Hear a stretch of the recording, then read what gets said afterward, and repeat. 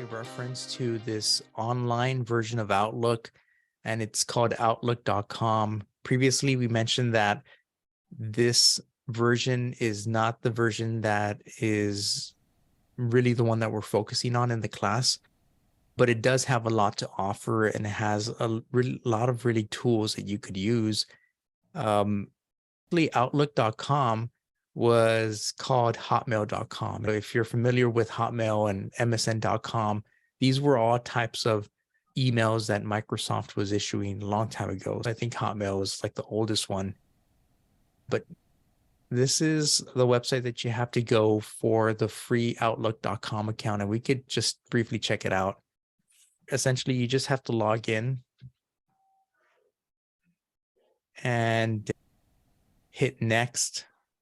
And I have an account with Outlook, so that's why I just enter my username and password. But the sign up process is really quick, and you could just do that in a matter of minutes. But you could log in, and once you log in, you have this type of layout that you work with. And this is all completely based within a browser. It doesn't have 100%, but it still has some decent tools. And as you could see, it's organized much way like other email services are organized. So you have your email folders here, your email messages, a place here where you could preview your messages, and then you have a variety of tools on the very top. It has been designed to look a little bit like Outlook. So that's why you see the blue on the top with the search bar. And you have here on the very side, you have a couple of options where you could switch views to calendar view.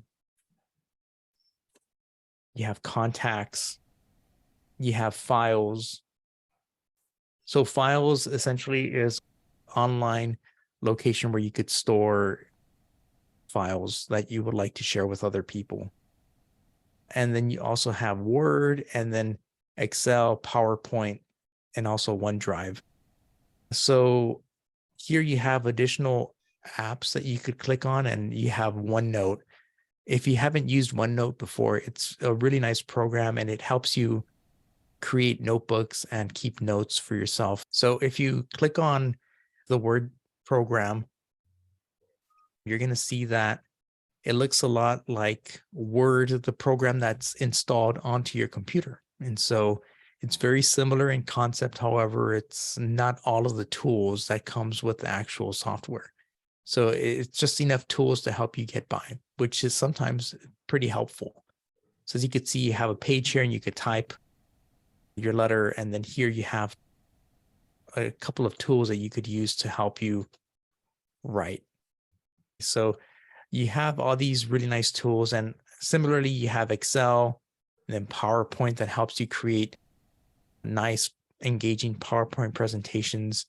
This is Outlook.com, and as you can see, it's very similar. It has this blue accent, which looks like Outlook, but it's obviously not the 100% full version of the installed application. It has a lot of features. So as you can see, it's built into Meet Now. And so you could meet using Microsoft Teams, you have Skype, you have all these really nice features that allows you to be very productive. Just wanted to let you know that this browser version exists, and it actually has a lot of really nice tools that you could use. I do have that, Professor Gonzalez, and just out of curiosity, what percentage of a fall off are we talking about going from the standalone versus the web version? And do you by chance know what percentage of companies may be using the online one? Most companies now, they have an option where you could use either or. When you log into an account here, you may have, and if you go to File, you're going to have the option to log into a server version or like a web version of your email service. And so some companies may give you the option to use both. So some of the benefits of using this version is that it's completely web-based, and so it doesn't take up much memory space on your computer. For a lot of employers, that's a really big plus, because if you're using this, a copy of every email you receive is going to be saved onto your computer, onto your local drive, and that takes up space. And companies, sometimes they have to worry about all the computers that they have to purchase and all of the requirements that each computer has to meet in order to function. And if you're using this program here, it does tax the memory of your computer locally. Do you normally get like email alerts in your own Outlook to say, hey, you need to free some space? Is that like automatically that happens, or? Yes, you will get alerts. Most likely, it's not going to happen often, mainly because you really have to have a lot of emails for those alerts to be triggered. But you could check on how your Outlook is doing by going to File and then going to this section where it says Mailbox Settings, and then it says Manage the size of your mailbox by emptying deleted items and archiving. So right here you have a little bar chart, and as you can see with the two email accounts that I have, it's barely registering, so it has a lot of memory. I've only really taken up this blue amount. Once you get closer to the very end, this bar chart starts turning red, and it starts telling you need to delete some items or you need to start archiving items. Thank you. Yeah, and that's when it gets a little tricky.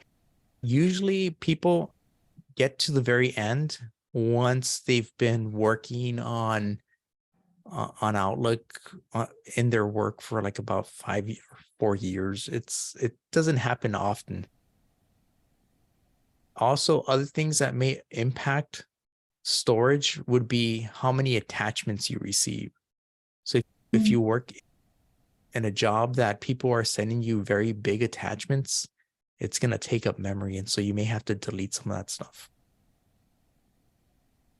Yeah, but that's the plus and minus.